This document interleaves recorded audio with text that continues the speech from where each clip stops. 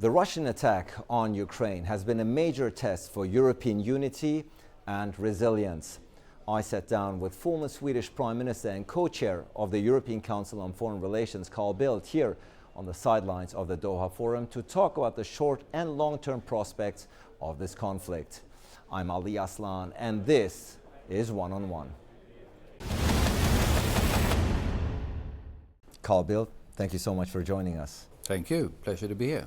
You're a very prominent European voice out there. On a scale from 1 to 10, how's Europe faring so far? I think Europe is carrying fairly high so far.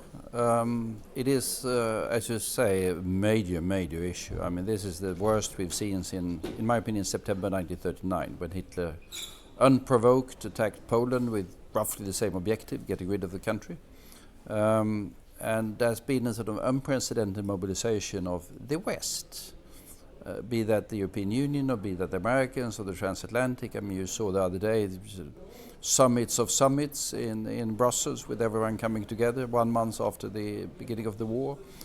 So from that point of view, it's been good. Everything else, of course, has been immensely bad. So Europe is doing quite well, is faring quite well in terms of how it is managing this major crisis. Well, so far we are, so to say, I think we are still in the early days of this. We are facing, of course, an enormous refugee crisis. I mean, we have now had 3.5 or 4 million of that order.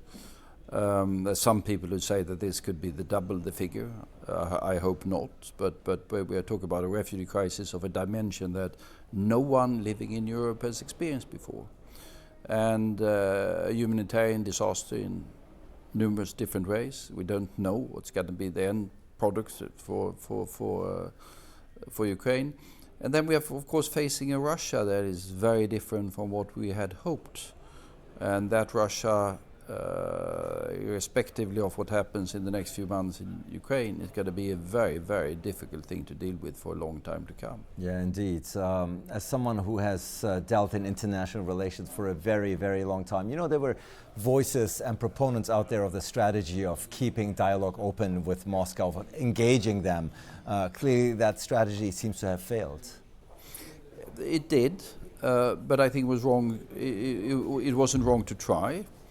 Then, of course, perhaps a lot of people underestimate the strength of what sort of the conviction that Mr. Putin had, that he wanted to get rid of Ukraine, or get rid of whatever he wanted to get rid of in terms of Ukraine. And the strategy of deterrence that was developed in terms of deterrence by threatening sanctions failed. Whether it would have succeeded if he had been aware of the magnitude of the sanctions, that's an open question. But I think he was not quite convinced that we were going to do what we've done, but now we are where we are. Indeed. The European Union is, and you know this, is famously known for not being unified on many fronts, but in this particular issue you think Vladimir Putin, President Putin, is surprised at how unified Europe is actually? Well, as a matter of fact, I think the Europeans are surprised themselves, because, as you say, I mean, this has all often been fairly contentious, what to do with Russia, what to do with sanctions. And then suddenly the magnitude of what happened, because the magnitude was sort of far worse than anyone really, or most people in Europe had expected, that led to a very strong reaction. Stronger reaction than most Europeans had anticipated themselves, and certainly a strong reaction that either Mr. Putin or the Americans had anticipated. You know, of course, the topic about European security policy, about standing on its own feet, being less reliable on the United States. I mean, that was always rhetoric, but now, do you think this war in the Ukraine could serve as a wake-up call? We see Germany now raising its military budget by 100 billion, usually traditionally and historically pacifist-minded country. We do see major changes here, no? We do see very major changes in Europe, but I think the conclusion is going to be that we need to do more in both respects. We Europeans need to do more. That is sort of defense spending. You see the 2% target, Germany, Sweden, Denmark, it might be other countries that have announced it as well. No question about that, as well as coordinating more inside the European Union. But you also need to do more together with Americans. Because you have to say that what the Americans have done in this particular crisis, they have demonstrated leadership. And Europe has been happy with that American leadership, because clearly this is a crisis of a magnitude that we couldn't have mastered on our own. So we need to be doing more in terms of European defence, and we need to be making more in terms of transatlantic and NATO solidarity and cooperation. The Europeans and the European Union never left any doubt on where they stand on this issue, very much on the side of Ukraine. But you do hear critical voices from Kiev saying, we do appreciate your verbal support, we do appreciate the spirit, but at the end of the day, you're still buying Russian oil and gas. You're still not helping us, supply us with the weapons that we want. You're still not in favor of a no-fly zone. Saying at the end of the day, your words are good and are positive-minded, but your deeds are lacking. Do you share that criticism, or do you understand that criticism coming from Kiev at times? Well, I certainly understand that they want more. I would have said the same if I was in their situation. Clearly, I mean, they are in a desperate situation. At the same time, I mean, look at my own country, Sweden. Had I expected Sweden to live at 10,000 anti-tank sort of Ricoh rifles? I had not expected that. And indeed, our government said at the beginning of the crisis, we can never do anything of the sort, but we are doing it because of that sort of very strong political reaction that had been among people. And 10,000 of those is quite substantial. Then add to that what the Brits and the Americans and the Germans, we need to do more.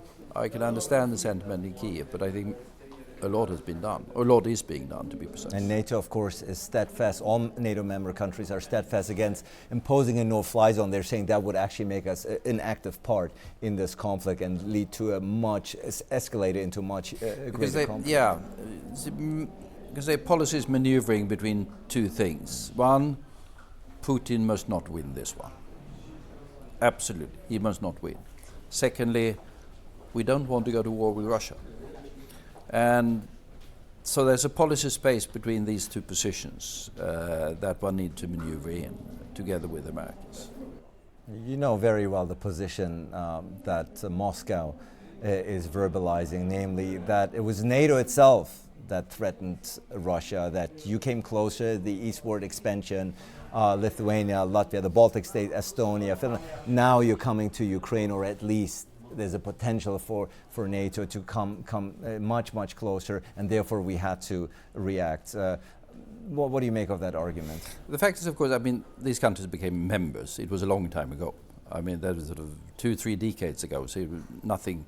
But there was, during the years up to 2014, there were no military installations, no troops, nothing really in terms of concrete things from NATO in these countries. Everything has happened after 2014. It's not much, but what there is after 2014. So that has been caused by Mr. Putin himself, and now there will be even more.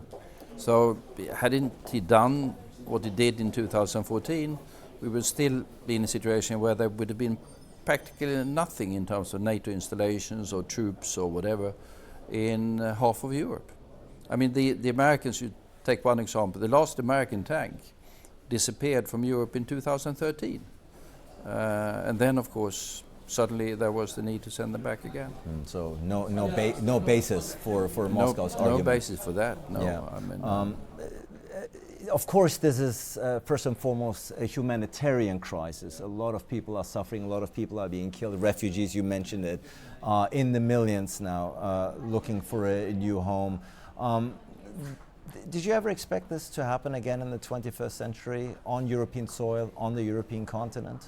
Were we naive to think that perhaps, according to Francis Fukuyama, this is the end of history, we are past these kind of events? This is a bit of a comeback of history, isn't it?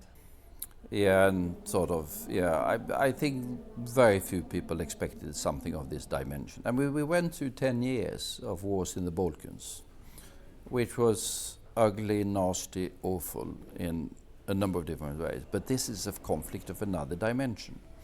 Here we have a country of 140 million people attacking a country of 40 million people with the explicit aim, more or less, of getting rid of that particular country. That's why I make the comparison with September 1939. Had we expected that to happen? No, we didn't. And that also is a way of saying that the consequences of this will be very big indeed. Let's look into the future as much as we can. Obviously, everybody's looking for and hoping for a peaceful resolution. It's not going to be coming forth anytime soon, is it? It's difficult to see. I think we would all like the guns to fall silent tomorrow and for the Russian troops to withdraw. But I don't think that we are there as of yet. I think we are in a situation where there need to be a clear demonstration to Russia that they will not succeed until they're prepared to back down. But even when that happens, it's going to be a long way to something that we can call peace. Because there will be such a lot of damage, such a lot of war crimes issues, such a lot of legal issues, such a lot of political issues that will need to be sorted out after this. So it's going to be dominating, even after the guns fall silent, it's going to dominate the politics of the continent for a considerable number of years. Yeah, it's some rough times ahead, I think. Some very rough times ahead. Yeah, ahead. All these issues, energy security, food security, they're all attached to this crisis, this conflict that we're seeing. Obviously, Europe is not immune from all of that. No, and then we have global ramifications. I mean, we are talking about a permanent member of the UN Security Council that has been subject to uniquely strong resolution by the General Assembly. We've never seen that. What happens with the G20 meetings and things like that? Can President Biden sit down around the table with a person that he calls a butcher and a war criminal? Unlikely. What's going to be the effect of that on sort of dealing with climate and pandemic and other issues that we need to deal with? Where are the Chinese? There's huge numbers of good, large and difficult issues that lies ahead of us.